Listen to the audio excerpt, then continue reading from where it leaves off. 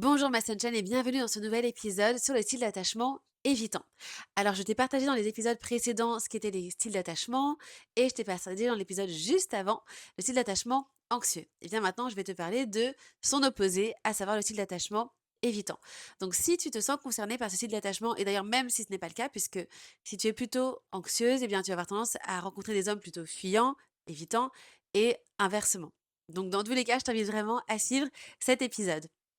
Alors, qu'est-ce que le style d'attachement évitant? En fait, c'est le style d'attachement qui a peur d'être blessé par l'amour, qui perçoit l'amour comme un danger. Donc, comme je te l'ai partagé, l'amour pour l'être humain, c'est la survie. C'est pour notre cerveau, la survie de l'espèce, c'est vital.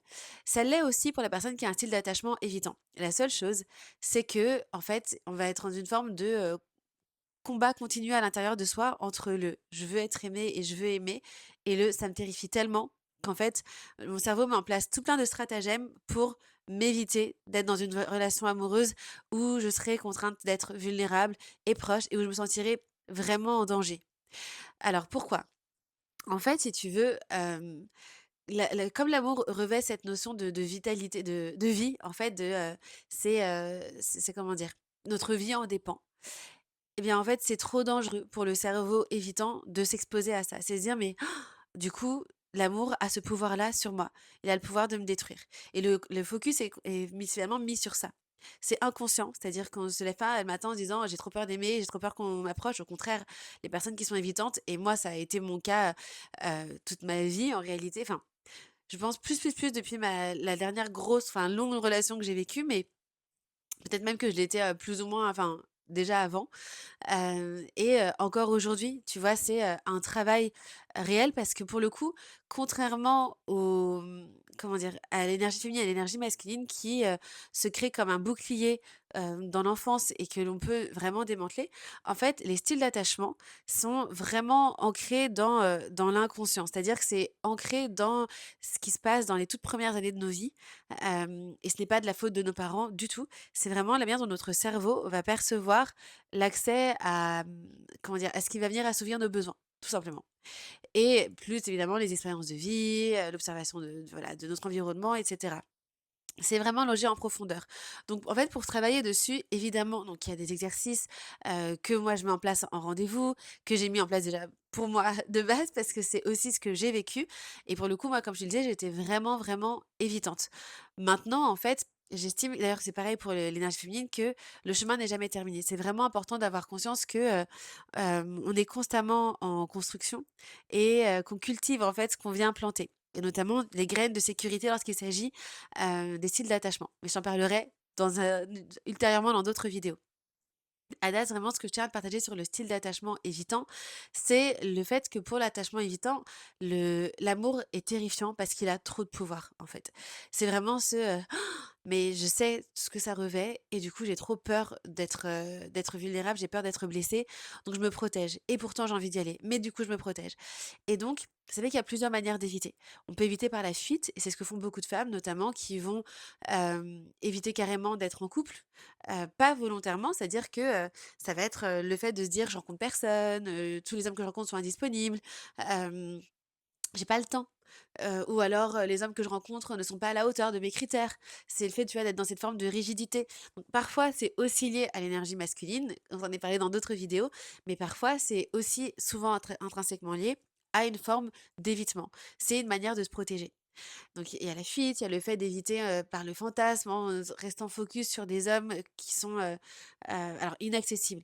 Je mets des guillemets parce que c'est pas toujours le cas, mais tu vois, par exemple, si c'est, fantasmer sur une star, américaine que tu as très, très, très peu de chances de croiser dans ta vie. Bon, voilà, on est sur quelque chose de complètement projeté. Si c'est fantasmer sur un ex avec qui c'est fini, où tu sais très bien que tu vas pas te remettre avec et malgré tout le garder, en tu vois, en exemple ou en idéal et cetera, ben, c'est aussi une manière de s'éviter de rencontrer quelqu'un de vrai qui va avoir ses aspérités et aussi ses qualités qui seront différentes de ton ex et ainsi de suite. Hem, En fait, c'est aussi, et c'est souvent le cas, heu, l'évitement par le fait de, de se projeter beaucoup trop vite sur quelqu'un. Et ça, c'est souvent ce qu'on va, considérer être du love bombing, en fait. Ça va être le fait de rencontrer quelqu'un et de se projeter très vite, très fort auprès de la personne et se dire, «C'est bon, ça y est, c'est lui, tout ça» et de faire des plans sur la comète, ce qui, sur le moment, passe pour de l'anxiété. C'est-à-dire que la personne en face peut se dire: «Waouh, OK, il ou elle est très intense, très, intentionnel, très présent, il donne beaucoup» et cetera. Ce qui peut faire peur. Si tu as déjà été de l'autre côté de ça, à savoir, la personne qui reçoit beaucoup d'amour, où tu te dis: «Mais wow, OK, on se connaît à peine, respire». En fait, ça s'est perçu vraiment comme de l'anxiété. Mais souvent, ce tout feu tout flamme des premières semaines, des premiers mois, dégonfle au bout de 2, 3 mois et se transforme en évitement. Parce que c'est la personne qui, en fait, était évitante depuis le début, mais qui malgré tout, comme je te le disais, veut quand même aimer être aimée, qui va du coup rencontrer quelqu'un et se dire: «Ah, ça y est, c'est lui ou c'est elle» et du coup se plonger à cœur perdu dedans et en fait, au moment donc en général, c'est au bout de 2, 3 mois quand la relation devient réelle, ben, c'est là que la personne se dit: «Waouh, OK, en fait, non, enfin, moi je suis pas prête pour cette vulnérabilité-là, finalement, ça me va pas» et elle va partir. Et ça, pareil, tu vois, alors autant je pense ne j'ai jamais été dans une forme de love bombing, tu vois, à donner et tout comme ça. Par contre, dans ma tête, à me projeter beaucoup dans les premiers mois et à tout d'un coup, sans savoir pourquoi, ne plus du tout avoir envie, mais vraiment du tout. Il va suffire d'un faux pas, d'une erreur, hem, d'une incompatibilité qui peut-être aurait pu être, travaillée pour que vraiment mon cerveau m'envoie des messages qui me disent: «C'est mort, c'est fini, c'est mort, tu veux plus, tu veux plus, tu veux plus».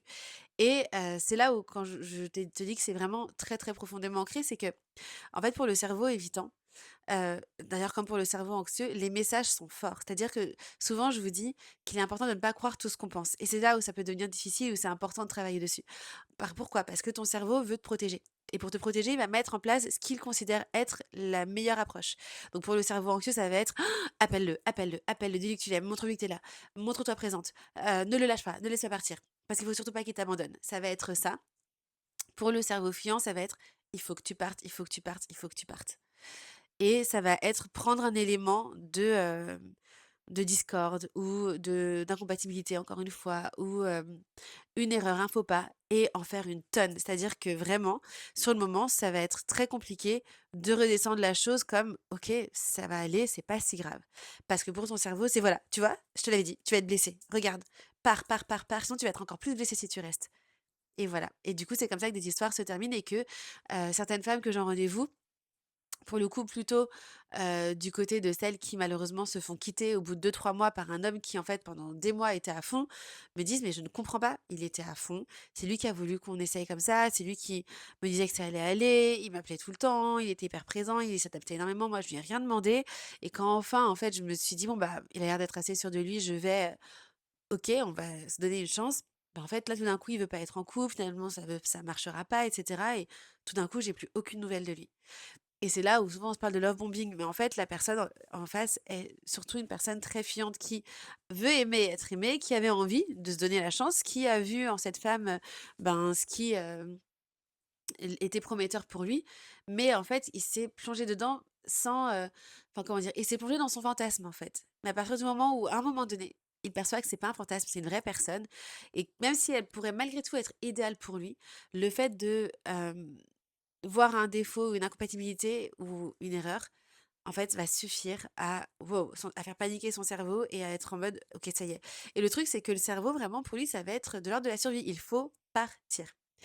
Donc si c'est ton cas et que tu l'as déjà vécu, c'est difficile et vraiment je parle en connaissance de cause parce que, avec, du recul, j'ai pu regarder mes relations et me dire: «Mais en fait, c'est dingue!» genre alors autant je dis pas que je serai toujours avec certains des hommes que j'ai rencontrés ou que, la relation aurait pu marcher et vraiment j'ai un sentiment de paix et de plénitude par rapport à ce que j'ai vécu parce que c'est ce qui m'a menée à être, où j'en suis aujourd'hui. Mais j'ai quand même conscience que mon cerveau m'a envoyé des messages d'erreur très, très forts et qu'en fait tout était imbriqué, ces problématiques étaient imbriquées les unes dans les autres, en fait. Entre, bah, moi j'avais cet ex fantôme qui était, mon idéal, enfin, pas lui, tel qu'il était là dans l'année dans laquelle on se trouvait, donc c'était, je sais même plus, on va dire en 2020, la dernière fois que je l'ai vu et où vraiment j'ai, soldé la chose. En fait, c'était pas lui en tant que personne, c'était qui j'espérais qu'il soit devenu depuis toutes ces années de séparation.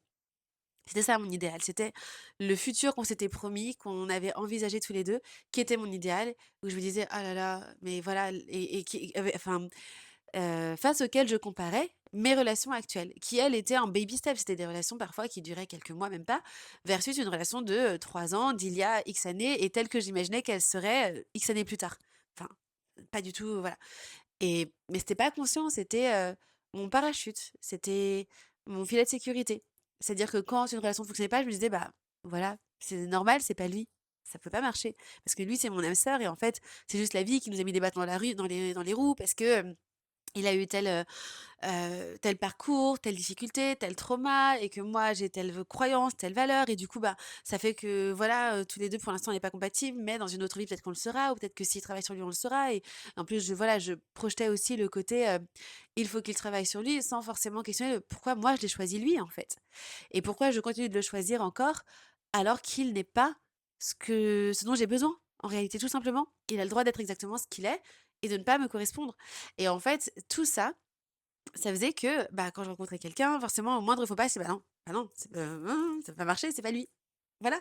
Donc ça, c'était très, très imbriqué pour mon cerveau de fiante qui, du coup, ne pouvait pas être avec mon ex puisque, bah, comme je le disais, incompatibilité dans tous les sens.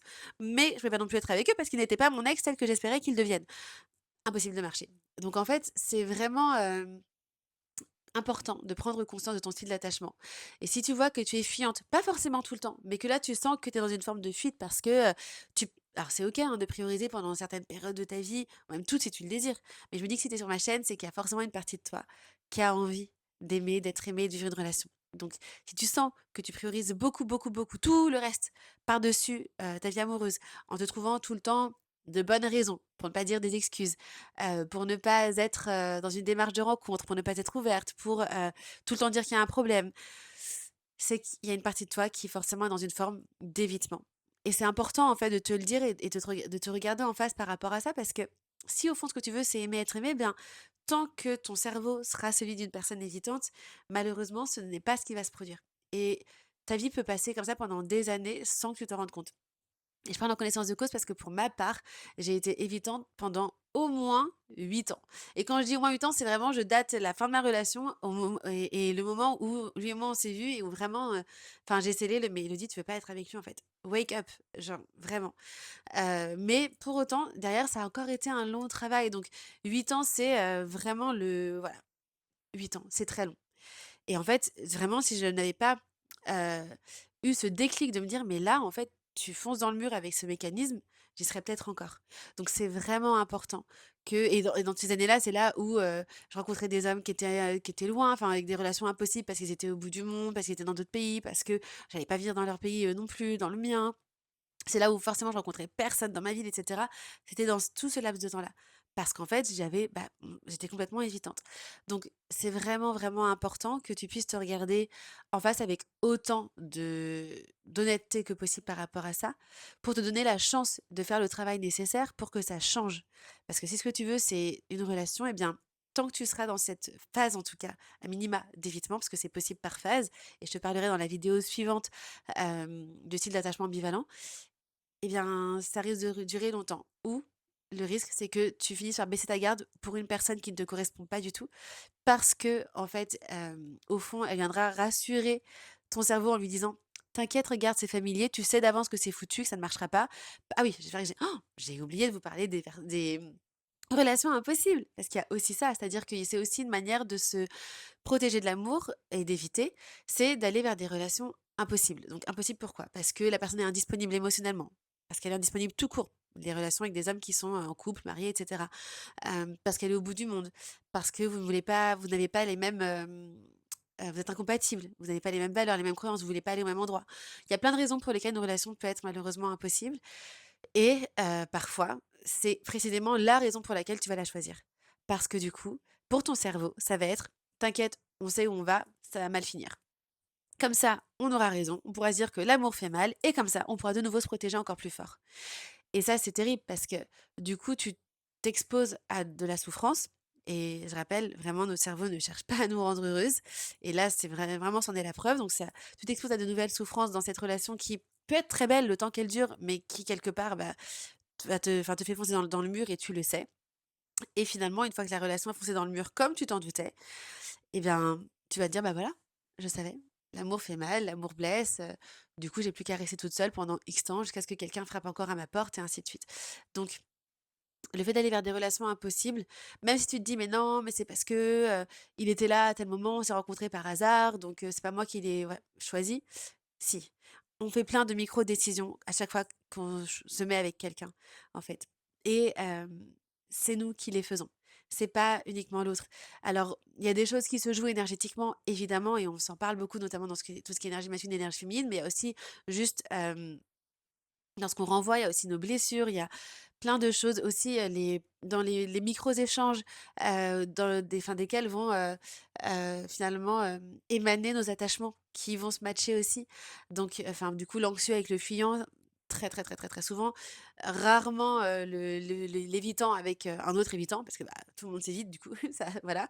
Hem, En fait, sauf éventuellement si, derrière on est dans une intensité et à 2 dans un, «Oh là là, pas du tout». Mais du coup, en fait, la relation, entre 2 évitants ne peut pas durer, impossible. Donc en fait, hem, tant que tu seras dans cet évitement et que ton cerveau sera convaincu que la relation va te blesser quoi qu'il arrive, tu continueras en fait de manifester ça. Donc c'est vraiment important que tu viennes prendre conscience de ça et travailler dessus et on va s'en parler dans les prochaines semaines. Je te fais de gros bisous ma sunshine et je te dis à très vite.